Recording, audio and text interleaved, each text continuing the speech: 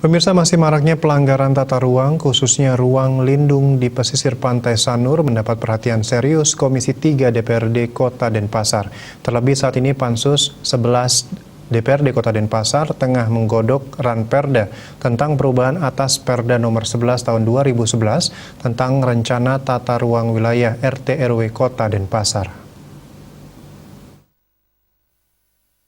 Terkait masih maraknya pelanggaran tersebut, Komisi 3 minta agar Dinas Pekerjaan Umum dan Penataan Ruang PUPR segera mendata secara detail jumlah pelanggaran yang terjadi di pesisir Pantai Sanur. Wakil Ketua DPRD Kota Denpasar Wayan Mariana Wandira menegaskan, dalam pembahasan Ranperda RT/RW ini tak cukup jika hanya di belakang meja. Pihaknya perlu mengetahui kondisi tata ruang di lapangan, termasuk pelanggaran yang terjadi.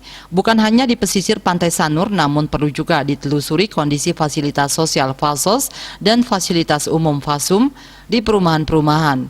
Komisi 3 akan segera menjadwalkan turun ke perumahan-perumahan apakah benar FASOS, FASUM itu masih ada.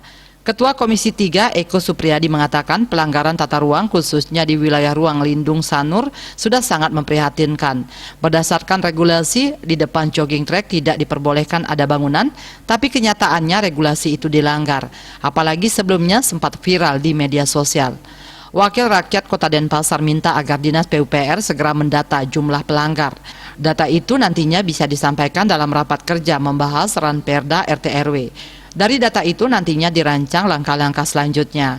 Kadis PUPR Jimmy Sidarta mengatakan saat ini pihaknya bersinergi dengan Dinas Pariwisata, Dinas PU Provinsi dan Balai Wilayah Sungai BWS menata kawasan publik. Di Parda juga tengah merancang penataan kawasan Sanur melalui manajemen penataan pantai. Karya Denpos melaporkan.